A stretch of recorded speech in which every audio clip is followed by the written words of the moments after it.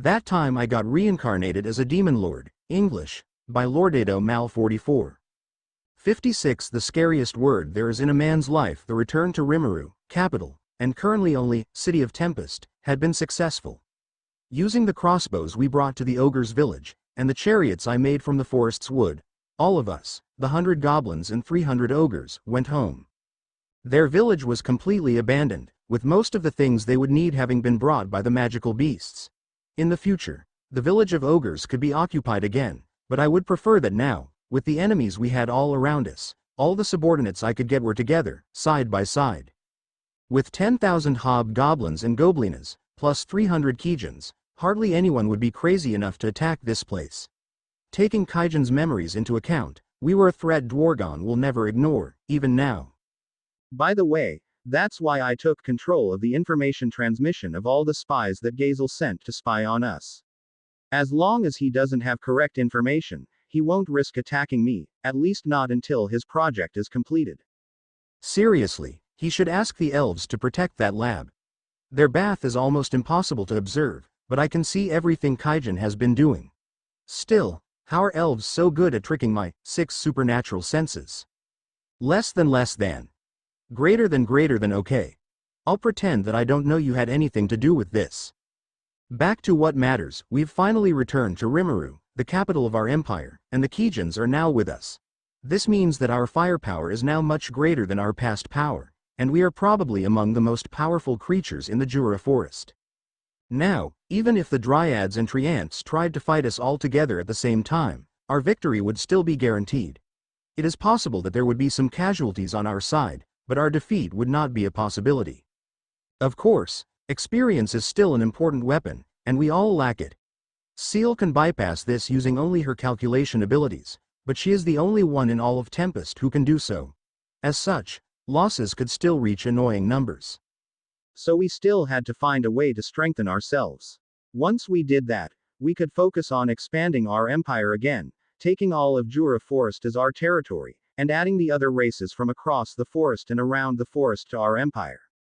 And how are we going to start this? Well, first I have to find a place for every single one of the Kijins in my empire. A function that they can fulfill, using the maximum of their skills and abilities. Thinking about it, I looked to the side, seeing Kijin who was riding a wolf right next to me. Akka, how is everyone? Excited for what's to come? Of course, Rimuru-sama. Although a little apprehensive about the changes, everyone is very excited about the idea of joining and strengthening Rimuru-sama's empire. I faced AKA with a smile, seeing the smile he had on his face as he answered. Unlike before, AKA no longer had that wild style. His body had now reduced in size, just like the bodies of the other ogres that evolved into Kijins, and now it was almost impossible to tell the AKA apart from a human. Except for the fact that he had horns on his head, a pair of twisted black horns. Honestly, he seems more like an anime protagonist than I do. A handsome and cool protagonist, the type who carries a giant sword on his back and speaks badass phrases at all times. Not that I can complain, most of the Kijins were pretty enough to compare to shonen protagonists.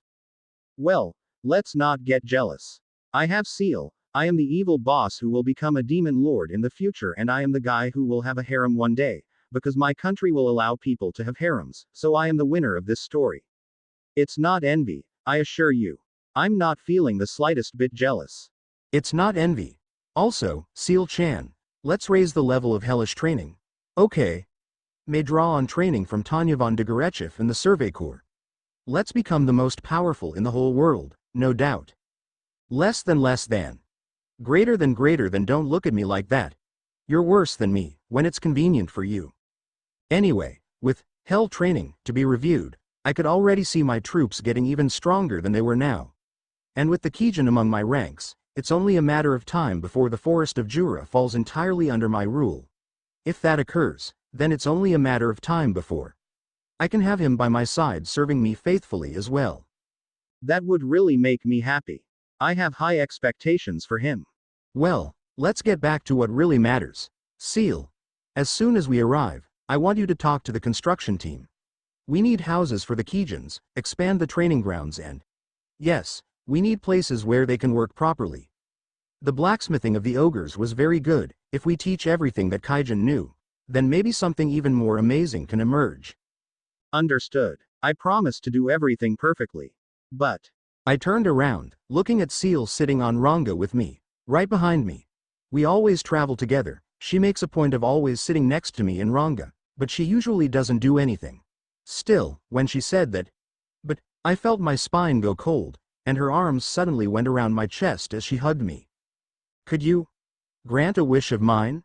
My face suddenly grew warmer as Seal muttered this, and I could see, out of the corner of my vision, as AKA looked away with a smirk on his face, at her wife, Hannah, who was just a little behind him, started to chuckle a little. These two. Don't laugh at me. You don't know how difficult Seal is to deal with, do you?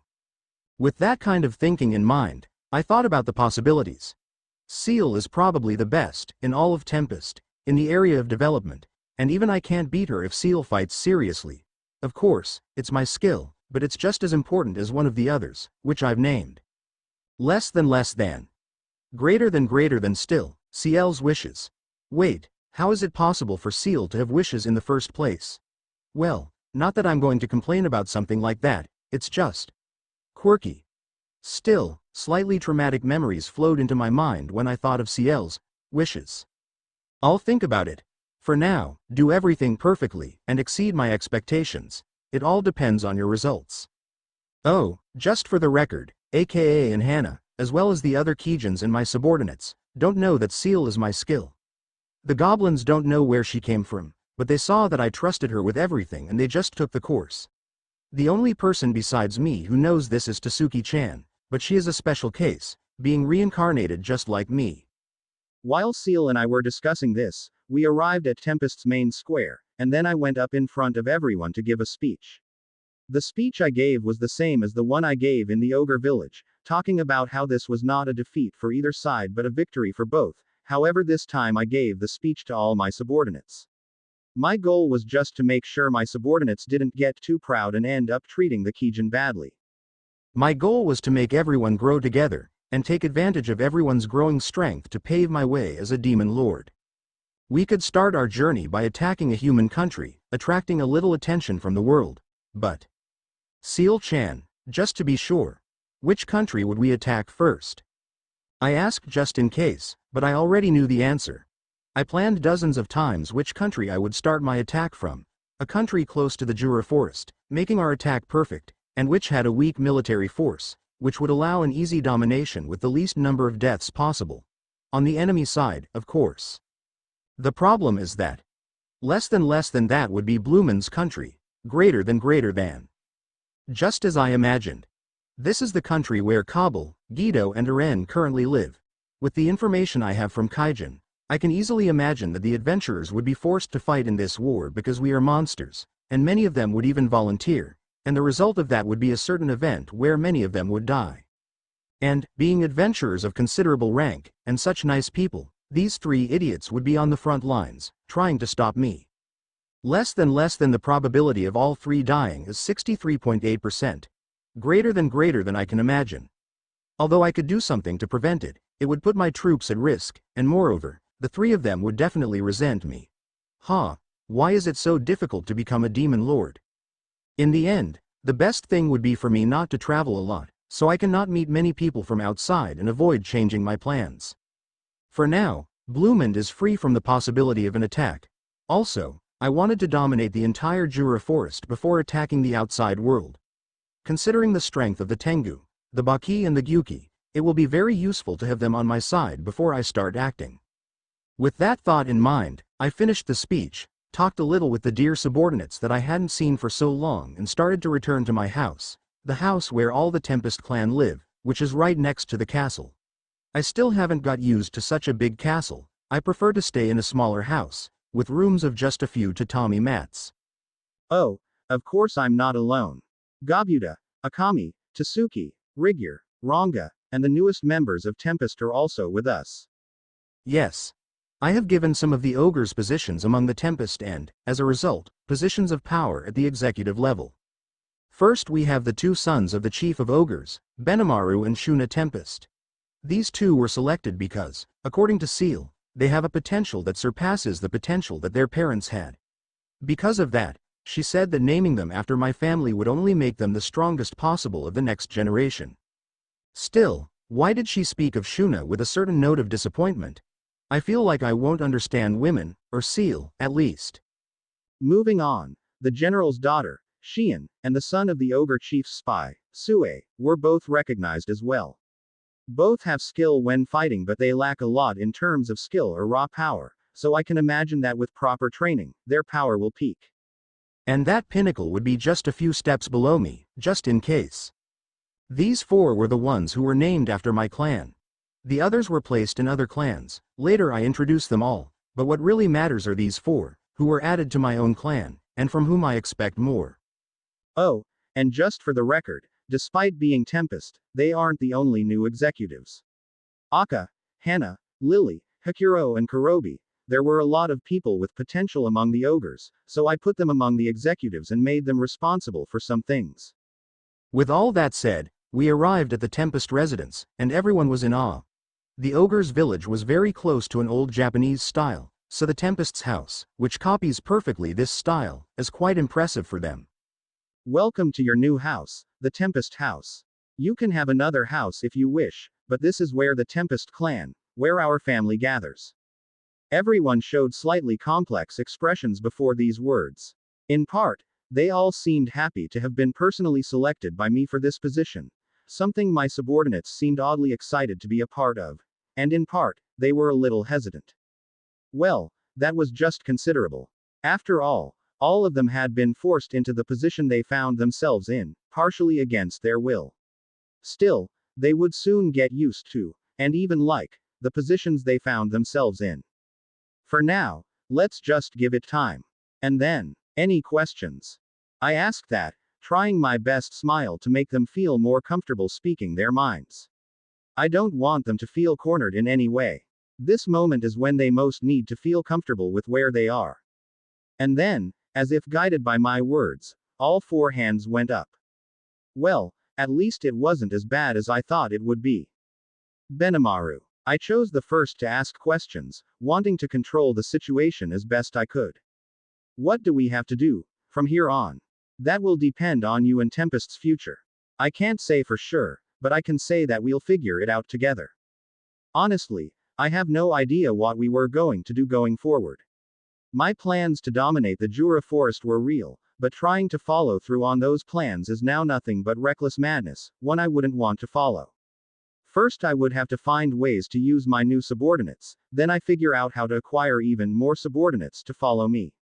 Sue. Yes. Soe spoke, formally, almost like a soldier in front of his commander, which, while true, was still taking a situation that wasn't serious at all too seriously. I would like to know what roles each of us will be selected for in the future. None of this is decided. In the future I will decide these minor details. For now, let's just focus on integrating you, those among the ogres who have the most potential, into positions that you fit. I would really like to have positions thought out for them already, but I need to see the potential of each of them before deciding what position each of them should have.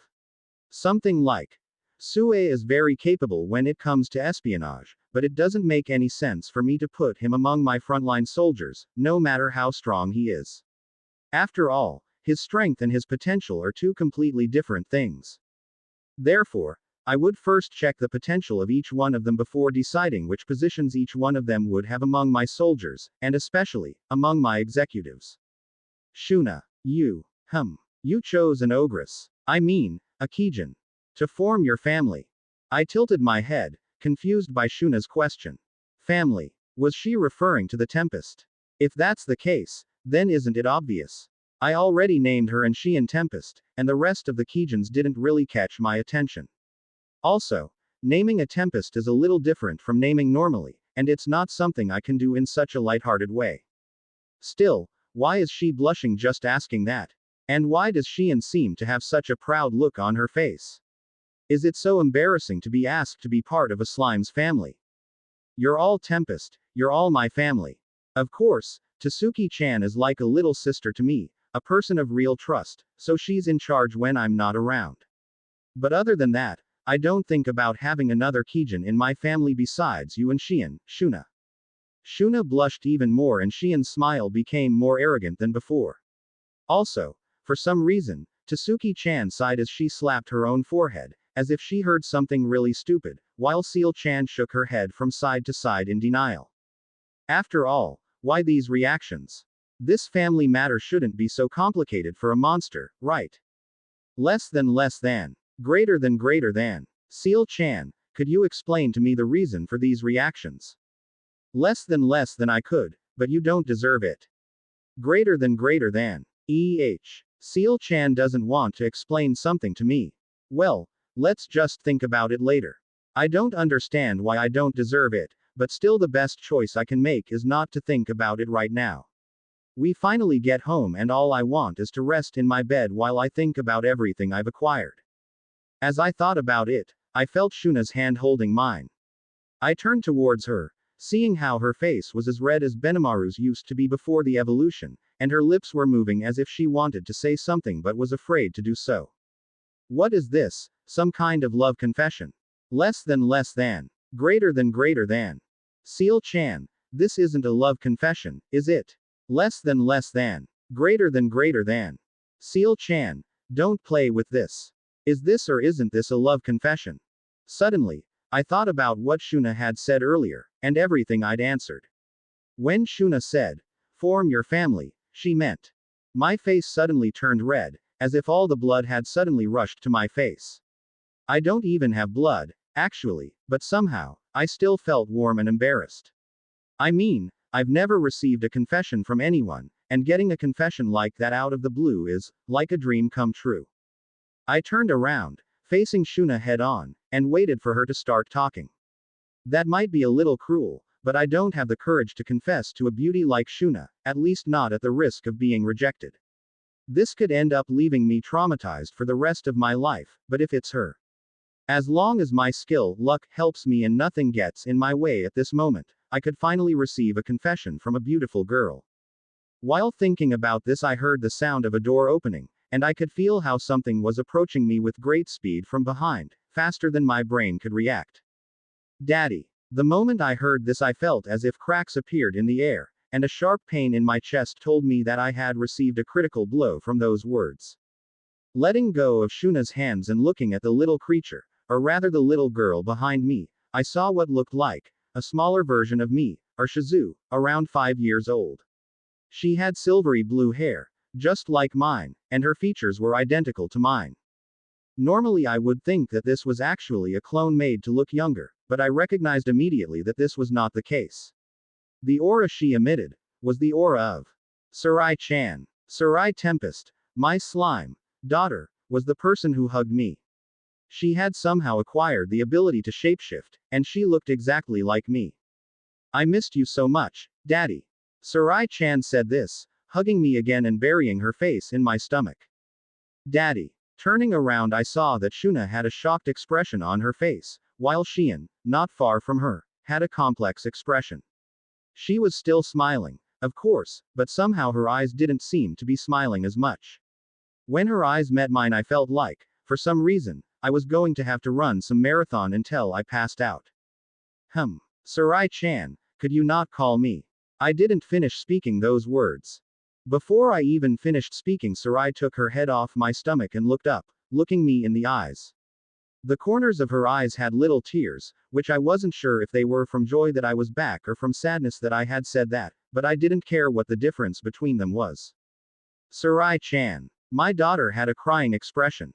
I can't. My body moved faster than my mind could keep up with it, and before I knew it, I had Sarai-chan in my lap.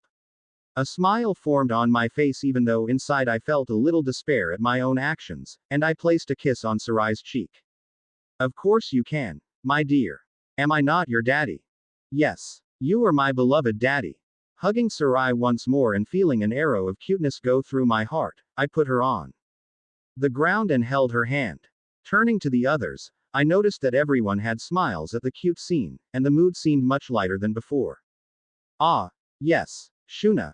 What did you have to say to me? It was nothing. It was nothing much. Really. I see. So, Shall we go inside? With that, I turned around and walked in while holding hands with Sarai-chan. This is also how I lost the chance to receive my first confession, a chance I may never get again. Besides, before I even got married or formed my harem, I already have one. No, actually, I already have 4 daughters. I feel like my harem might be getting more and more distant. If only she had confessed to me right then and there, without any interruptions. Unique skill, luck, you failed me.